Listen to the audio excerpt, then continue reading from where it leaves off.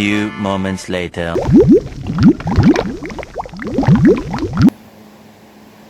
Assalamualaikum warahmatullahi wabarakatuh. Kami dari kelompok 6 akan menjelaskan tentang korosi selective flashing. Perkenalkan, nama saya Benito Rodana dengan NIM 2505030086. Perkenalkan, saya Oscar Sitorus, NIM 2505030073. Perkenalkan, nama saya Hamzatun Hasanah dengan NIM 2505030085. Perkenalkan, nama saya Jura Sapitri dengan NIM 2505030082. Di sini saya akan menjelaskan tentang pengertian selective flashing. Selective flashing adalah penghilang suatu elemen dari alloy pada melalui proses korosi. Contoh yang paling umum adalah pelarutan selektif dalam paduan seng kuningan. Proses yang sama terjadi dalam sistem paduan lain, di mana aluminium, besi, kobalt, krominium, dan elemen lainnya yang akan terlarut. Pelarutan selektif adalah istilah umum yang menggambarkan proses-proses dan penggabungan istilah tersebut tidak mencakup pada istilah dehumidification, decobilification, dan lain-lain. Mekanisme selective flashing: logam yang berbeda dan paduan memiliki potensial yang berbeda pada elektrolit yang sama. Paduan modern mengandung sejumlah unsur paduan berbeda yang menunjukkan potensi korosi yang berbeda. Selanjutnya saya akan menjelaskan prinsip kerja selective flashing. Menurut Fatih Habasyi menjelaskan bahwa prinsip selective flashing didasarkan pada perbedaan reaktivitas dan kelarutan logam dalam suatu pelarut tertentu. Artinya, hanya logam yang bereaksi dengan pelarut yang akan larut, sedangkan yang lain tetap dalam bentuk padat. Selanjutnya, faktor yang mempengaruhi selective flashing. Beberapa faktor penting dalam proses ini antara lain seperti jenis pelarut. Pelarut harus mampu melarutkan komponen target secara selektif tanpa melarutkan yang lain. Yang kedua, suhu. Suhu yang lebih tinggi biasanya mempercepat reaksi pelindian tetapi bisa mengurangi selektivitas jika tidak dikontrol. Selanjutnya, ukuran partikel. Partikel yang lebih kecil memiliki luas permukaan lebih besar sehingga proses penindian lebih cepat. Keempat, waktu kontak. Semakin lama waktu kontak, semakin banyak zat yang larut. Dan konsentrasi pelarut. Konsentrasi yang tepat diperlukan agar pelarutan optimal dan tetap selektif.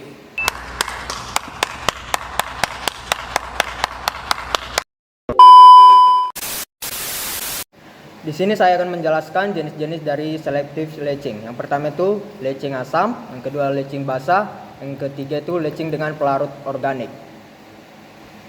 Kelebihan dan kekurangannya: yang pertama itu lebih efisien dalam pemisahan, yang kedua mengurangi limbah, yang ketiga dapat menargetkan logam tertentu. Kekurangannya yaitu membutuhkan kontrol kondisi yang ketat, pelarut tertentu bisa berbahaya, biaya proses bisa lebih tinggi. Penerapan selective latching: yang pertama itu industri pertambangan, yang kedua itu daur ulang elektronik, yang ketiga itu industri kimia.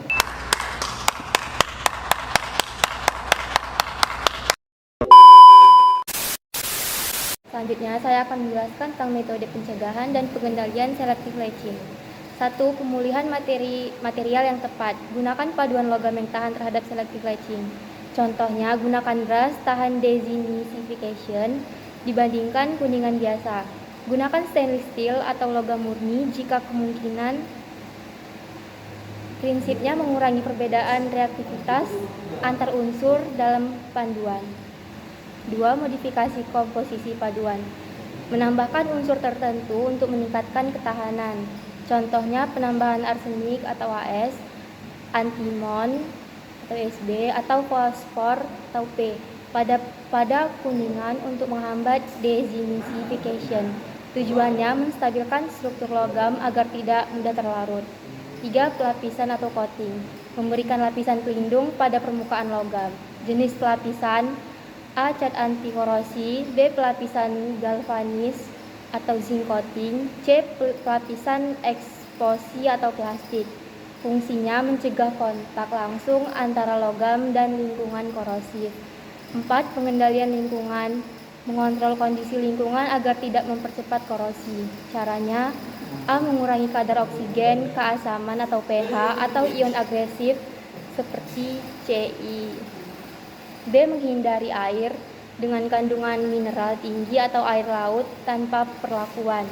5. Proteksi katodik menggunakan anoda karbon atau servikal anode seperti zinc atau magnesium. Logam yang dilindungi akan menjadi katoda sehingga tidak mengalami korupsi.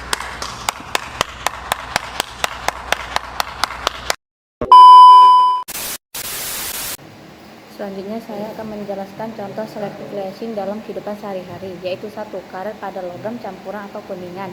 2. Pipa air yang rusak. 3. Baterai yang bocor. 4. Tanah yang kehilangan unsur hara. 5. Korosi pada peralatan dapur atau aluminium. Perlindungan pada sampah TPA.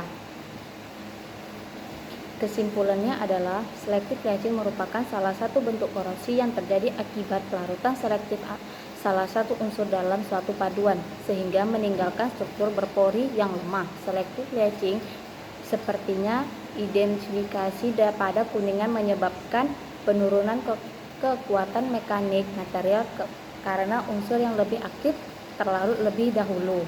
Contohnya menjelaskan bahwa proses ini dipengaruhi oleh faktor lingkungan seperti pH, suhu, dan keberadaan oksigen yang mempercepat larutan unsur tertentu dalam paduan.